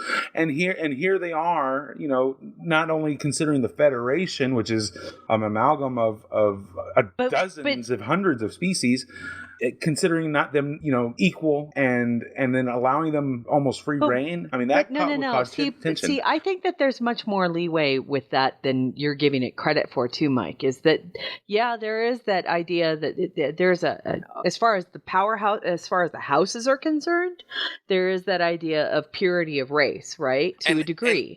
Except for the fact that we have wonderful canon references to respect that is even given to those who are half human or less, and Kalar is one of them. They gave Quark respect.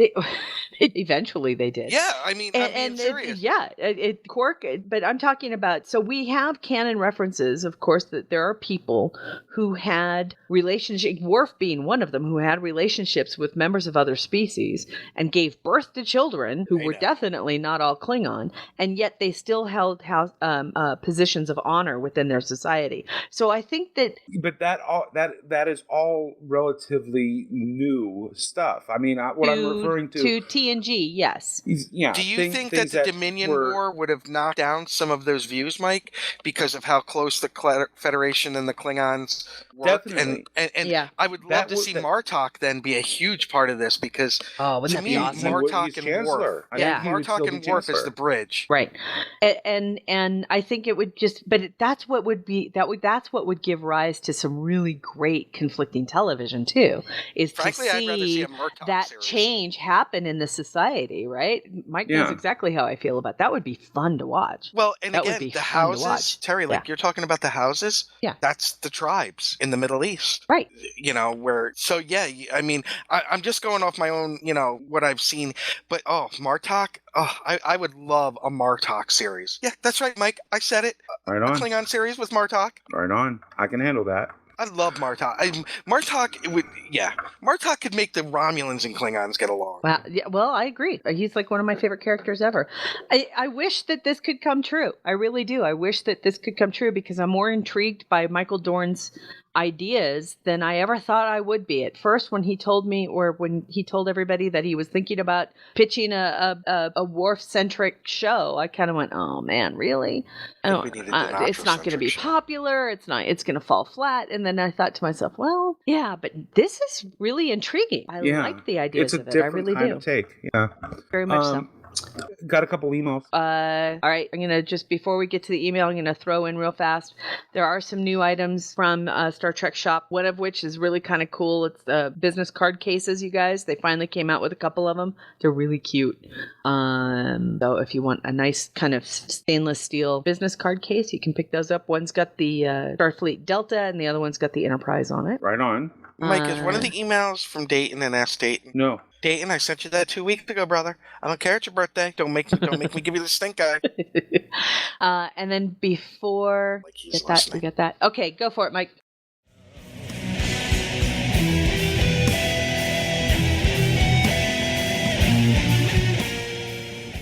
GNT shows, listener mail. We want to hear from you. Send your questions, comments, and suggestions to hosts@gntshow.com. Complaints should be forwarded to J.J. Abrams.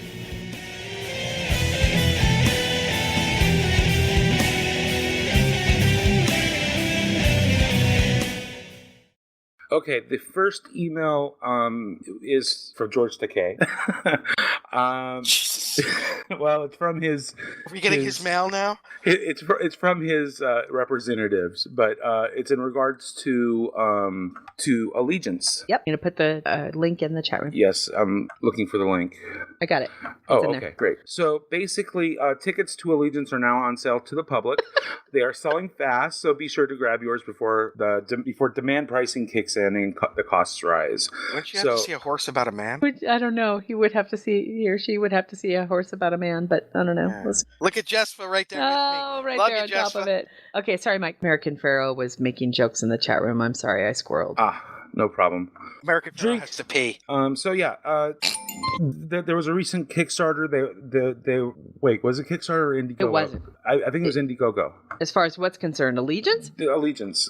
So it was a big thing. Yeah, but they were successful with their fundraising drive, which was great. Now they are moving forward with the play, and you can now get tickets. So the link that we shared that's in our chat room and in our show notes is where you can order your tickets. So check this out. I think it's a great thing. I know he's been working for more than a decade to get this on Broadway.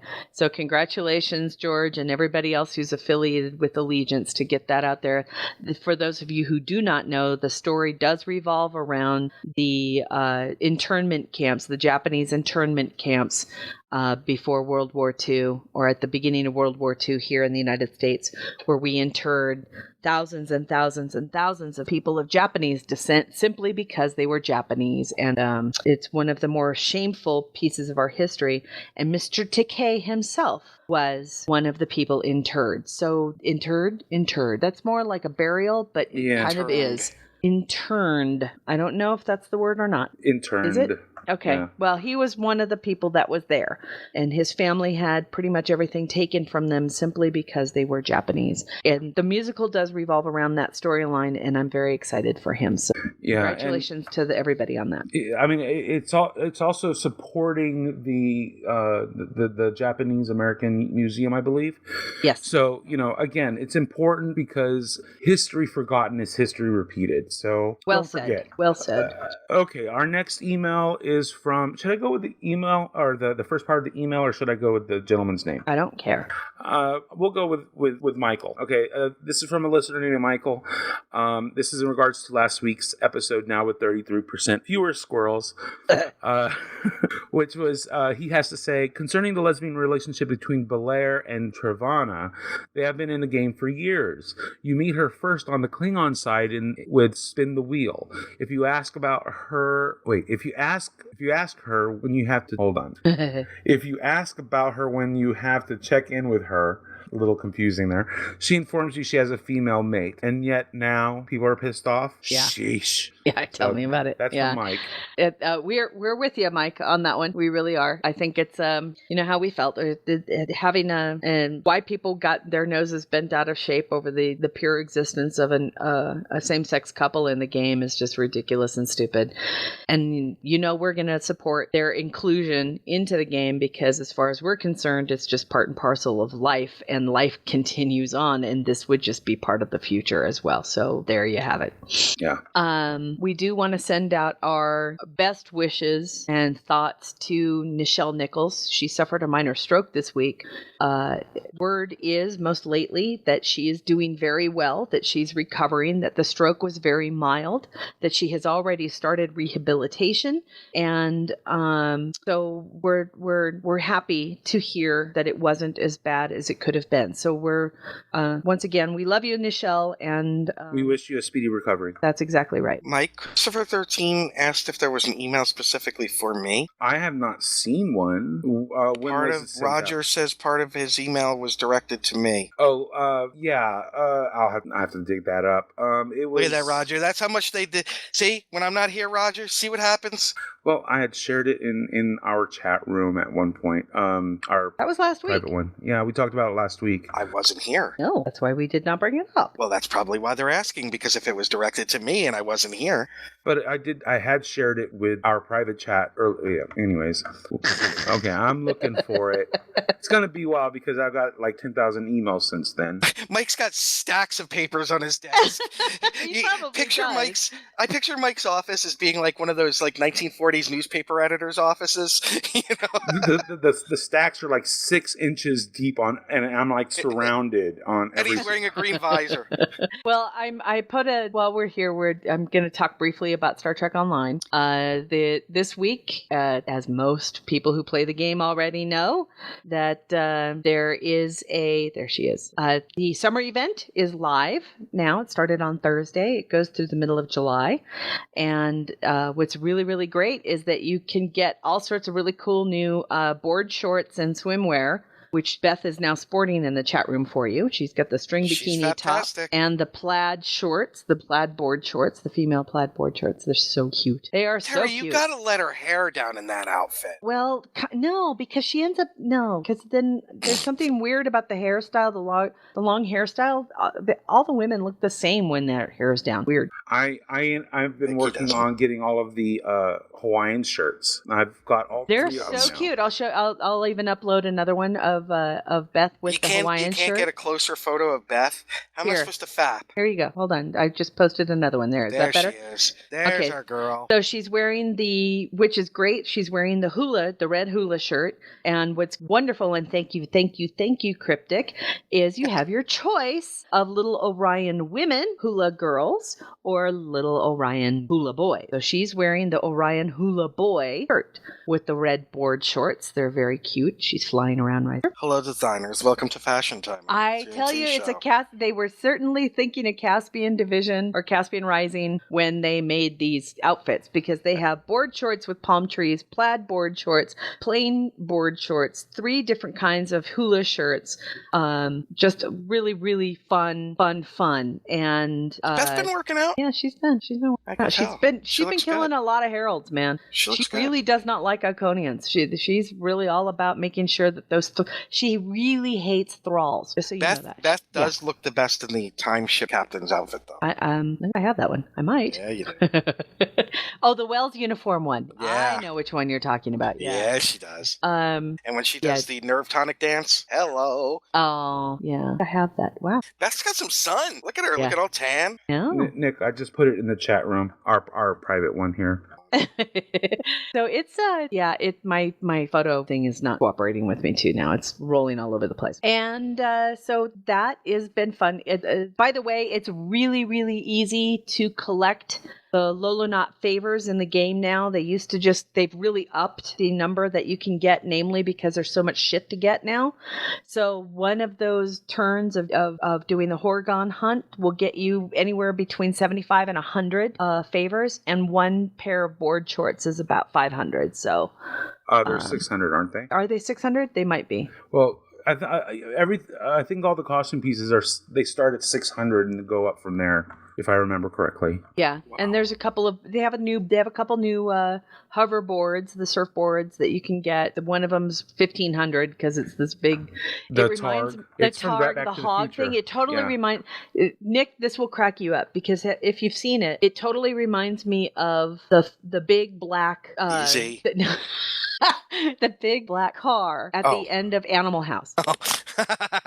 It's directly from Back to the Future 2. It's the surfboard that future young Biff was flying, and when he was going after Marty on his pink Mattel one. Oh, I don't see. I didn't. I was thinking that's more where like it came from. That's exactly where it came from. It's almost exactly the same in every way, except they called it the Targ Hog instead of the what was the one in there called? I think it was like the hog or something like that. The bulldog. I don't remember. I just remember looking at it. I saw it for the first time yesterday. Yeah, and I cracked up. I cracked up. I don't understand Roger's email at all. He's talking way over my head. Yeah, that's why we were like, you might want to read that first. The bit about you was in regards to the time travel from the Flash. I don't understand. It doesn't make any sense to me. It's one of those time travel things. If the guy that caused everything never existed, then it couldn't have happened. Have you seen 12 Monkeys, the TV show? Oh, the TV show? I have not. That's on my list to watch. Okay, so is it good? I loved it. I thought it was good, and Roger agreed. But basically, the idea is up to the moment when history is changed, the possibilities of his existence will continue on until it's like Schrodinger's. Yeah, Schrodinger. The guy who put the cat in the box and tried to poison it. What's in the box? Until a decision is actually made, until you open the box and see, all possibilities exist. So, in Flash, Thrawn, whatever his name was, he existed even up until the moment that what's his name was physically killed. Right. So that was kind of the point. But once that he died, once he died in the show, he never existed. When Eddie killed himself, he was his great grandfather, so he removed the possibility of him ever existing. Yes. So Barry could not have become the Flash if that guy never existed. I see what you're saying. Welcome to the ultimate time travel paradox. Right. This is the thing. Yeah. I mean, don't get me wrong. I didn't think of it till like a couple of hours later. I was like, wait a minute, hold on. But I think next season's going to be Earth 2, and so they'll probably explain it that way. Yeah, probably. I bet you're right. I bet you're exactly right. So that was a for those who don't know, that was a Flash squirrel. Yep. So drink. And Quick squirrel, if you're not watching Orphan Black, you're wrong. You're so wrong. And Mike brought up something that was kind of interesting. I'm just going to throw the link into the chat room before we tie things up for the day. And that is some interesting stuff that came out regarding Star Trek Alien Domain, which is a new browser-based game. Yeah, I'm not sure when it came out. I know that it's been talked about for a while. For a while. But I've actually started playing. I created a Klingon. She's she's pretty hot. They're pre-made, but I went with the redhead. Anyways, she a redheaded Klingon. Oh, yeah. I like crap, it. that's awesome. Spitfire. Nope. Okay, let him finish. Yeah, when you're done, I got you. Okay, go ahead. So she, I created the Klingon and I started playing, and I haven't gotten very far. A lot of shit happened this week, but one of the things that I discovered was that there are some Stowe-inspired ships in here. There's something almost exactly like the Bortos Coup. I've seen something that looks almost exactly like the Odyssey. I've seen something that looks almost exactly like I think it's like the Moog. So they're taking cues, variants. They're creating their own variants of these popular Stowe ships, and like the Bortos Coup and the Odyssey, they're both. I think they're pretty much considered canon type of ships. Assuming their own. See, here's the thing where people are like, well, how can they do that? Well, technically they can because CBS owns them, right? Yeah, that's what I was going to say. So CBS has the ability to license them to somebody else. So I think that's kind of a really interesting thing, because if CBS is allowing another game maker to use them, and if they've got that kind of agreement with Cryptic, which I think is fucking awesome, this is not. Trust me, this is not a bad thing for anybody, because I think that if anything, it means that Cryptic is making shit that CBS likes, and that's wonderful. Yeah. That's really wonderful. I've been in love with the Odyssey since we saw it. So pretty. I'm not sure if there are other Fed ships that have been imported, because I don't play Fed really all that much, but I'm pretty sure there were. I'm just not familiar with it, but I'm more familiar with the Klingon side. Yeah, I wouldn't be surprised, but definitely on the Klingon side, I recognize for sure 2, maybe 3 of the designs, maybe more of the ships were, like I said, variants or their versions of those ships, but they were identifiable enough to say, hey, that's inspired by Stowe, and I thought that was totally awesome. The game is called Star Trek Alien Domain. In it, you're dealing with an Undine invasion or the potential of an Undine invasion, so you're going into fluidic space and whatnot. And there are 2 factions, Klingon and Federation. I don't know if the gameplay is different on each, but I do know that they're giving away. If you sign up for a Klingon, they're giving you a box that has I think it's 50 of their store points in it. So reason to play Klingon. I'm just saying, bonus for me. Awesome. And now, Nick, you had something. I have 2 things. One, I am so proud and so excited to point you all, and hopefully Terry or Mike will get the link while I'm talking about it. I'm holding in my hand the book Elements of Change, a collection of poetry. Oh, Yes. by Mary I tried to get it, but she was sold out, so I have to pre-order for the next load. I'm so excited. By the wonderful Mary Schwinski television. Is it on Amazon? Yes. It is. And you all would know her here as my Empress. Mary is an amazing woman, and I'm not saying this to suck up to her. She's so talented in so many different ways, and more importantly, she is as beautiful a human being as you're ever going to meet. Good. They're showing in stock again. Good. Excellent. And some of these have already... Some of these poems have already moved me in a way that, so please support our friend who is so active in the Star Trek community and a force of good overall. She is an amazing person. Mike is putting the link, which actually is through the G&T show. So thank you so much for using the link that we're going to post, that he just posted in the chat room, as well as will be on our show notes. This is the direct link via the G&T show. So we'll get a little bit of help when you buy Mary's book through that link. Mary and I have already been talking to her, sitting down and talking to her at Vegas about it. I'm very excited about it. Congratulations, Mary. I'm very excited for you. So proud. I'm proud too. I mean, if anything, I want to say I'm not surprised. I'm not surprised because Mary's so talented and she has so many facets to her diamond. Mm-hmm. You know what I mean? So to see this is not really surprising. It's just I totally expected to see something brilliant from her. I have a question. Is this self-published or is this through a third-party publisher? I'm just curious. Don't know. Copyright Mary Schwinski. Yeah, self-published.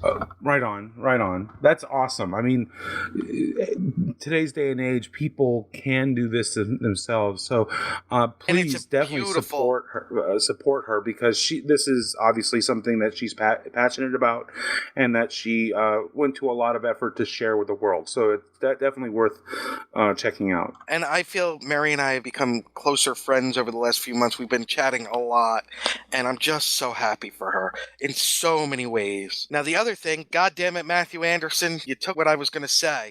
Yesterday when I was traveling, I didn't get a chance to post on it, but 71 years ago yesterday, at a little after 1 a.m. European time, the first parachutists descended onto the mainland of Europe into France for the start of D-Day. One of these pivotal moments of the 20th century, and it really strikes me in two ways. One, my grandfather stormed the shore with his regiment on D-Day at Utah Beach, and the other is in 1994, I got to make the 50th anniversary jump into D-Day. Oh, wow. And there were veterans there who had made the jump on that day. I've always been proud to have earned my silver wings and to be a paratrooper, but never was I ever more proud than on that day. Because while I was descending over the French countryside, all I could imagine, and I'm not going to lie, I teared up, and there were some hardcore airborne infantry rangers that said the same thing. To imagine what it was like at 1 o'clock, 2 o'clock in the morning to be descending as the world was erupting around you with gunfire and anti-aircraft fire and planes crashing, and you're landing 10 miles, 5 miles from your intended drop zone, and they made it happen. And this was, the United States, the French, Canadians, the British, the United States Navy, arguably, it was its finest hour, I could argue, in the way that the destroyers were scraping their bottoms of the hulls on the ground to provide support for the guys that were storming ashore at Omaha. Just amazing tales from that day, and God bless everybody who took part, whether they were a planner sitting in England making sure, or the logisticians, or of course the gentleman that went ashore sure. So just want to remember D-Day. And I think that's a great way to end the show. Thanks, everybody, for listening. Remember, we love you, and thanks for supporting us. We only have 4 more shows till number 200 now, I think. So about 4 or 5. We have 5 more shows. And if you've got ideas of what you would like to hear or have us tackle for our 200th episode, please send your ideas to hosts@gntshow.com. And we're 8.5 weeks from Star Trek Las Vegas. Star Trek Las Vegas. By the way, we didn't cover the convention. Everybody knows that Patrick Stewart was the 100th guest listed. Not surprising. And we will follow up with you next week for episode 196. Until and my room is booked and my flights are booked. Woohoo! Until then, live long and prosper. Party on, Darth. Kapla! Jolan True to the greatest generation, airborne all the way. Music for the G&T show is provided by Warp 11, Andrew Allen, Grethor, and 5-Year Mission. This has been a Busy Little Beaver production. Gonna take a 5-year tour. Boldly go where no man's gone before. Gonna travel to the end and make new friends. Move ahead, walk back to 10. Put a mini skirt on my yo man. Represent the human race. And we make space a happy place.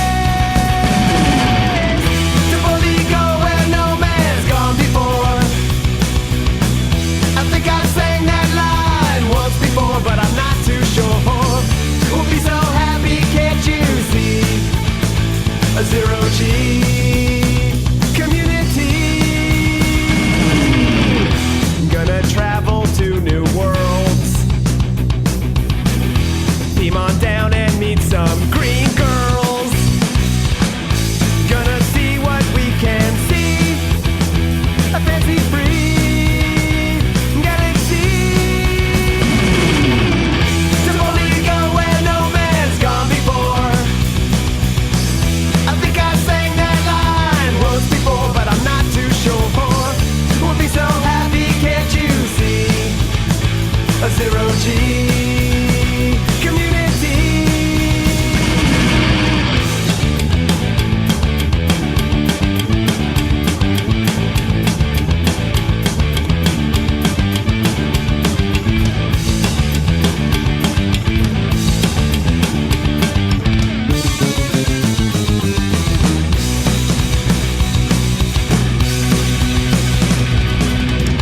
Come and take a tour with me. There'll be no cons or Kobayashi. Gonna try